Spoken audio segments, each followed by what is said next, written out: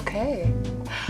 Hi, I'm Allanis, and I'm here today with Tara for Radio Regent's Climate Conversation. Thank you for being here with me today. How are you today? I'm good. It's my pleasure to be here. You all have a beautiful space, beautiful building. Thank you so much. It's such an honor to have you. So could you begin with telling us a little bit about yourself and share with us why you decided to pursue a career that is related to environment and climate? Of course. So I'm Tara Seucharan. I grew up in the Caribbean. I live in Toronto. And I currently work for Greenpeace Canada as a mobilization campaigner based right here in Toronto. Nice. And can you tell me about Greenpeace and the work that you do with them? Elaborate a little bit. Sure. I am a mobilization campaigner, so I try to get our volunteers, our supporters, and the public at large to get involved with what we're doing. And I'm specifically working on our Fossil Banks campaign. Okay. So I'm trying to get people to get involved and take part in that. Amazing. So next question, what inspired you to get into this line of work with working with the environment and with climate change? Yes, my personal journey. Actually, before I was involved in, with Greenpeace full time, I was working in a biochemistry lab. So very different profession. Not at all a science-based still, definitely, but not this. And then I had this moment after a close family member passed away, that really was a moment of what's important in your life, reassessing, that sort of deal. And it's like, okay, I have been volunteering with climate stuff for 10 plus years.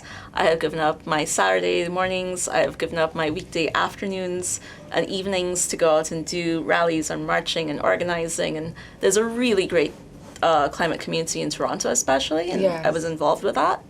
And I sort of said to myself, okay, if this is where my passion is, then this needs to be my job. This needs to be my career.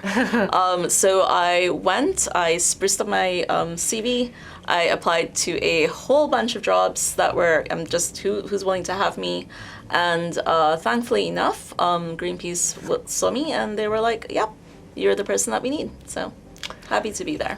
Ooh, and one last question regarding this part of the journey. What would you say, so far, is your highlights of working with Greenpeace? Definitely the people. My colleagues are amazing and fabulous and wonderful. I couldn't think of a better, more supportive environment. Yeah. Highly recommend that everybody applies to Greenpeace and come work for us. Ooh, okay. But at the same time, we also work with a lot of different groups. So, for example, in Toronto, there is a umbrella group called TCAN, Toronto Climate Action Network. Okay. It's made up of 35 different environmental groups in Toronto. Greenpeace is part of that. 35, that's a big number. It's a huge number, and increasing every year. I love to hear that. So Greenpeace, I've met so many people who are in the environmental sphere.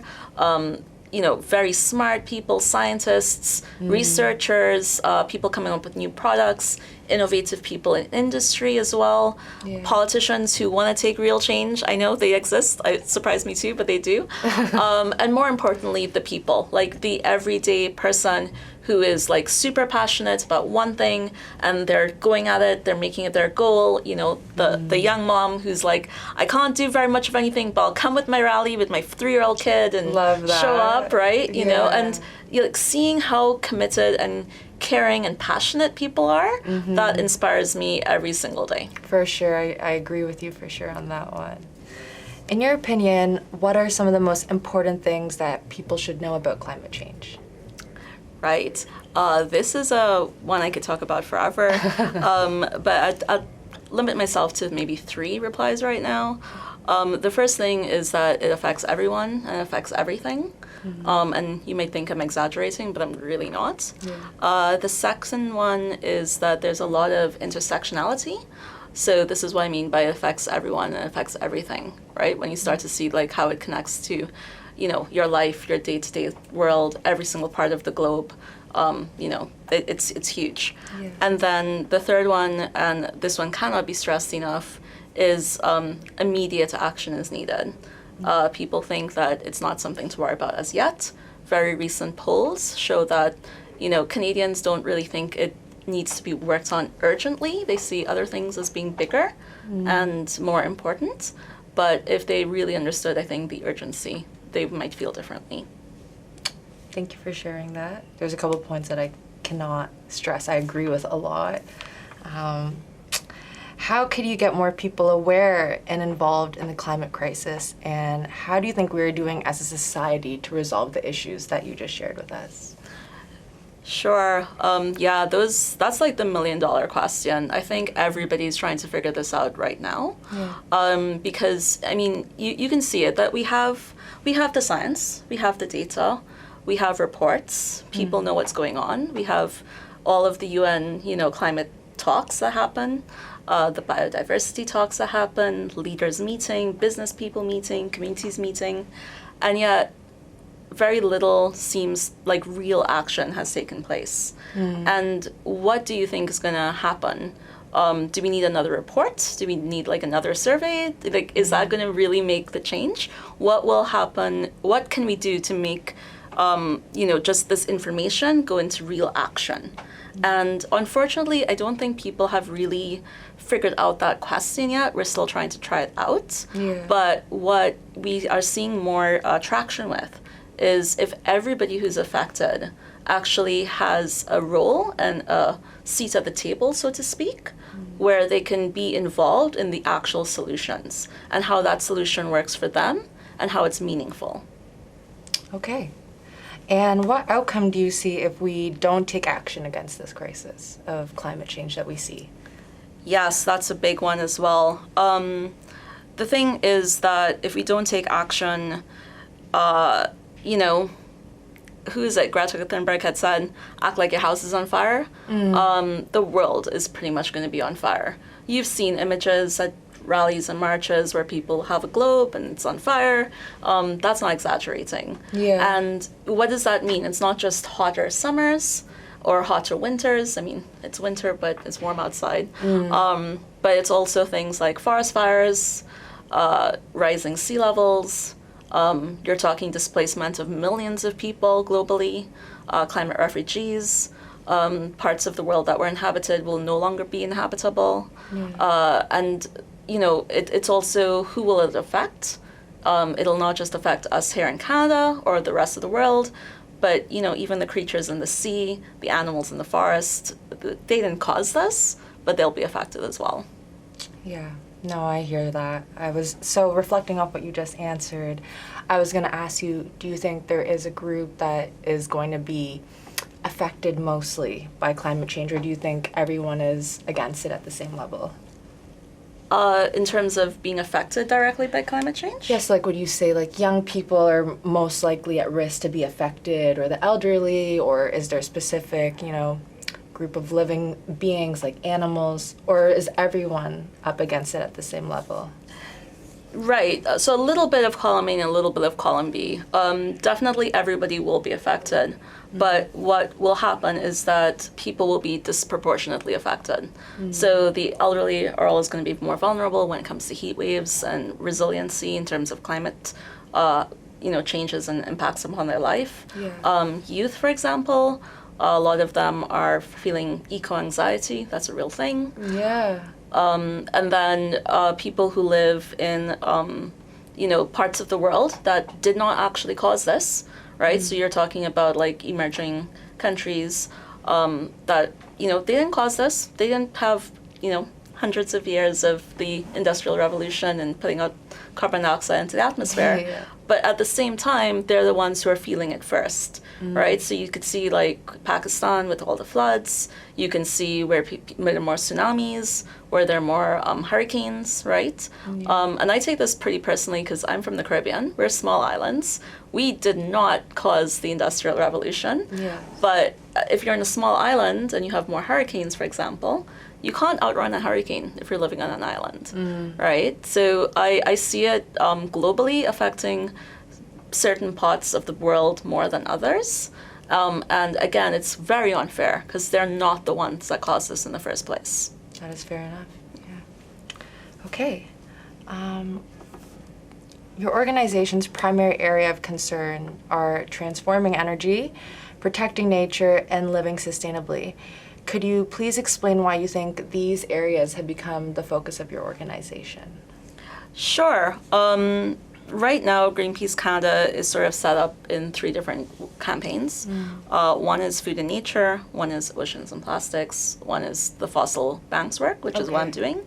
But all of those points that you covered, we're trying to make it, how does this impact you?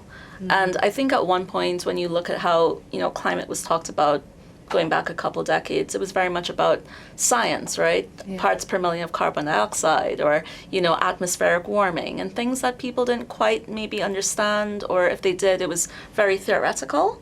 Whereas now when you talk about like quality of life or nature or stuff like that, it means a lot more to the everyday person. It resonates with them. And that's why Greenpeace has decided to use those words in terms of what our goals are and our campaigns are right now.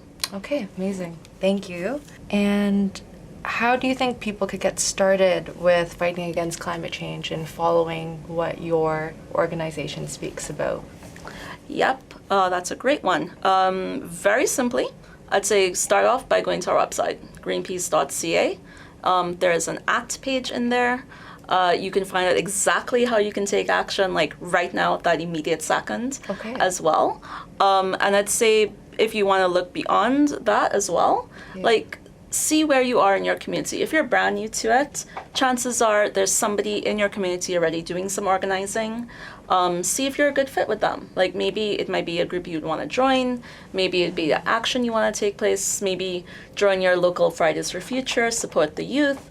You can always start small. Go to a rally, send a letter, sign a petition, right? But just don't do that very small first thing and stop and say, okay, I'm good for the rest of the year or next year as well.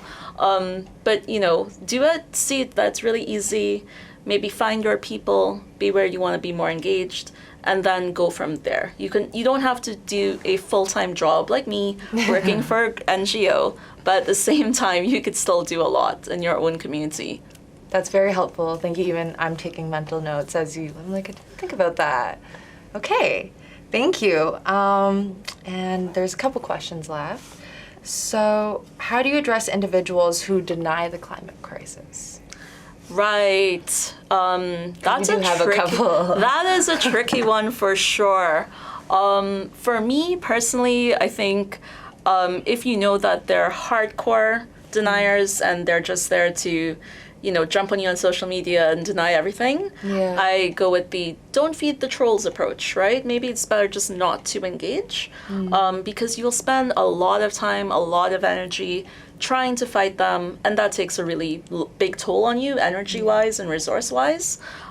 So I have friends who will go and actually, engage, and I'm like, great for you, but that's not my approach. But I think what you could also do is, if these people who are deniers aren't on the super hard scale of it, maybe they're skeptical or, the earth always had changes or whatever, then I would say try to find a way to connect with them.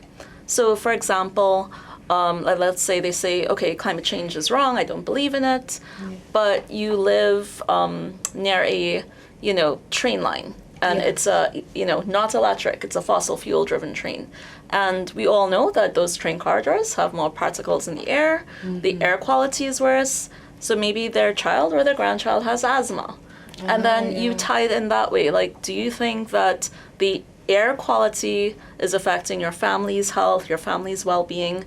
This is what I mean by the intersectionality, right? Like, even deniers have to drink the water, have to eat the food, probably take public transit, find something that you can use as an inroad with them and go from there.